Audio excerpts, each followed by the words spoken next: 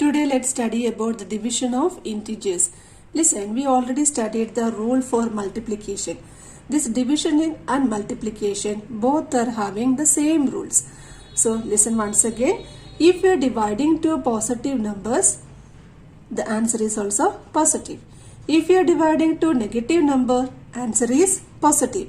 That is, if you are dividing the numbers with the same sign, the answer is always positive.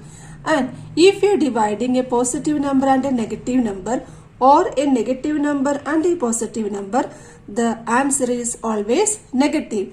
That is, if you are dividing unlike signs, answer is negative. Once again, if you are dividing same signs, answer always positive. If you are dividing unlike signs, answer always negative. Let's discuss what is modulus of an integer. The same thing I already explained in the introduction video, then also I am again explaining. For every integer a, the symbol is modulus symbol. We are reading like this, modulus of a. For every integer a, modulus of a is equal to, two answers can come here. First one is equal to a when if a is positive or 0. The next one is minus a when if a is negative.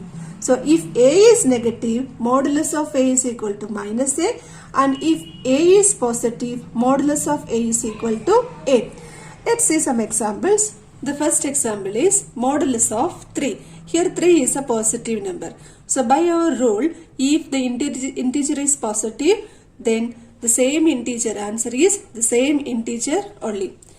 Second one is modulus of 0. Modulus of 0. 0 is a neutral number. So if it is 0, modulus of 0 is equal to 0 only. Okay. Now we are coming to the negative number. Here 7 is a negative number, minus 7. So by the rule of modulus, if the number is a negative number, then minus a is the answer. Is it? Which means minus of, here a is minus 7. Is it? Minus 7. What is minus of minus 7? Plus 7. See the next question, modulus of minus 12 we have to find. Here the 12 is a negative number. So minus of, what is the value inside this modulus sign? Minus 12. So minus of minus 12 is equal to plus 12. You listen one thing. There is a very easy method for finding the modulus of a number. Whatever it may be the number inside this modulus sign, when we are removing this modulus sign, the number becomes positive. If it's a positive number or a negative number or 0, whatever it may be, the answer always positive. So if you are getting a negative number inside this modulus sign, don't get confused. If it is positive or negative, the answer is always the positive number. Clear for you? Let's see what is distance between 2 points. Here you can see the 2 points A and B. Here between A and B you can see the point O. Here O I am considering as the origin. The distance from O to A is OA. The distance from O to B is OB. Then what is the distance between A and B? There is a method for finding this distance. If the distance between O and A is A, and the distance between O and B is B, then the distance between the point A and B, AB, is equal to modulus of A minus B. Listen, here small a is the distance between origin and A, and small b is the distance between origin and B. Let's discuss the properties of division. The first property was closure property. So by closure property, if you are dividing any two integers, the answer also should be an integer. Is it? Let's discuss that. Here I am dividing 5 divided by 3. Okay. 5 and 3 both are two integers. What is the answer? 5 divided by 3 is 5 by 3. What is the answer we are getting here? 5 by 3 is a fraction. If you are dividing, you will get a decimal answer here. Is it? But you know that decimals and fractions are not integers. Is it? So here division not satisfies closure property. Another example, minus 9 and divided by 4. What is the answer? Minus 9 by 4. Here also you can see that you will not get a complete number. This is a fraction. If you are dividing, you will get a negative decimal number. So here in this case also, the answer is not an integer. Now let's see about the commutative property of division, if it is satisfying or not. I am taking two integers, 2 divided by 1. 2 and 1 are integers. What is the answer? 2 divided by 1, answer is equal to 2. The same I am writing like this, 1 divided by 2. It is equal to 1 by 2. But 1 by 2, if you are converting into decimal, it will come 0.5. Is it? Here 1 by 2 is a fraction. And this one is not an integer also. But one more thing is there. Here 2 divided by 1 is not equal to 1 divided by 2. They are not equal. So commutative property is not satisfied. Third one, we can check the associative property. What about associative property? We can see 1 divided by 2 divided by 3. What is this? 1 divided by 2 by 3. Can you say that it will be an integer? First of all, the answer is not an integer. And what about this one? 1 divided by 2 divided by 3 is equal to 1 by 2 divided by 3. Here also you can see that the answers are not integers. At the same time, these two answers are not equal also. So we can say that division not satisfying associative property. Fourth one is, if a is an integer and a not equal to 0, then a divided by a is equal to 1. For an example, 5 divided by 5 is equal to 1, or minus 18 divided by minus 18 is equal to 1, which means if you are dividing the same number, then the answer is always 1. Now we are moving to the fifth property. Listen to the fifth one. If a is an integer, then a divided by 1 is equal to a. I will show you one example. That is 10. 10 is an integer, is it? 10 divided by 1. What is the answer? 10. Otherwise, 11 divided by 1 is equal to 11. One more example. 25 divided by 1 is equal to 25. So when we are dividing any number by 1, the answer is that number itself. Sixth property is, if a is an integer and a not equal to 0, then 0 divided by a is equal to 0.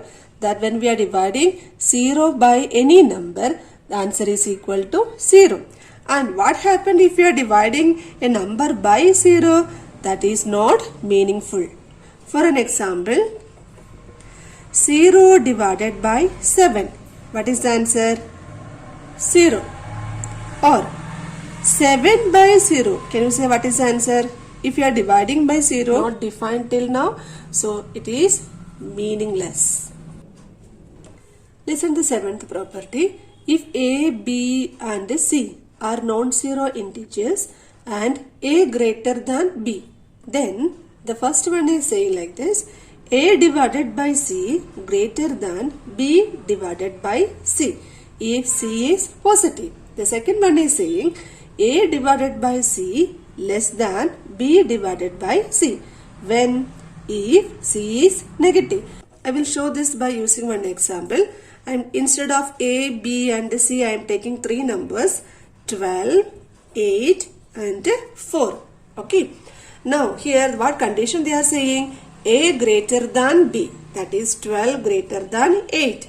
Here 12 greater than 8. Then we can see the first one. First one is a divided by c, that is 12 divided by 4. And here it is b divided by c, that is 8 divided by 4.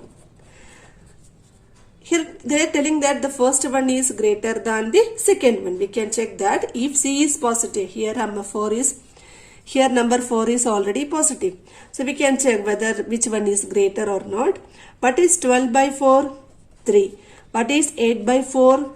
2. So 3 greater than 2. So we can say that 12 by 4 greater than 8 by 4. So our first one is satisfied. Now we are moving to the second one. In second one, C is negative. So we have to consider this as minus 4. Then what will happen? A divided by C. So 12 divided by minus 4. Here C is negative. And here 8 divided by minus 4. We can say the answer of this one. 12 by minus 4 is minus 3. 8 by minus 4 is minus 2. Which is bigger? Minus 2 is bigger. So we can say that 12 by minus 4 less than 8 by minus 4. So both of these conditions are satisfied. Let's discuss some questions from exercise 1C. Question number 1. 65 by 13. This is equal to 65 divided by minus 13. What is the answer? Minus 5. Question number 3. Minus 76 by 19. This is equal to minus 76 divided by 19. So when we are dividing a negative number and a positive number, the answer is always negative. Then what is 76 divided by 19? Answer is 4. So our answer is minus 4. Question number 4. Minus 72 by minus 18. That is equal to minus 72 divided by minus 18. Listen, we are dividing two negative numbers. When two negative numbers are dividing, the answer is always positive. Now, what is 72 divided by 18? Answer is 4.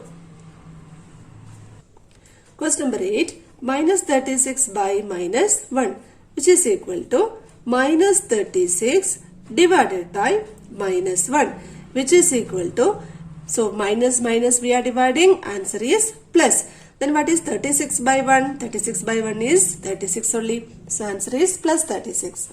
Question number 2, first one. 72 divided by dash is equal to minus 4. Can you say what can be the answer here? Yes, minus 18. Why minus 18? Because the answer is negative. So when we are dividing a positive and negative, then only the answer become negative. So it is clear that this 18 is negative. We are moving to question number third one. Dash divided by minus 4 is equal to 24. Listen, here we are dividing a number by a negative number. The answer is positive. So the clear that the answer here, so the number here is negative. Now what can be the number here? Here you multiply 4 and 24. What is the number? 96. So what is the number here? 96 divided by minus 96 divided by minus 4 is equal to 24. Now question number 5. Dash divided by minus 1 is equal to 36. Listen, here the answer is positive. Here this one is negative. So it is clear that here this number is also a negative number. Then for getting the answer 36, when we are dividing with the minus 1, so what can be the number here? It is minus 36. Question number 8. 1 divided by dash is equal to minus 1. We are dividing 1 with a number, then the answer is minus 1. Is it? So what can be the number here? Yes, very clear, it is minus 1. Is it? Because plus and minus, when we are dividing, answer is minus. 1 divided by 1, 1. Ninth one. Minus 1 divided by dash is equal to minus 1. What can be the answer? Yes, plus 1. Minus 1 divided by 1 is equal to minus 1.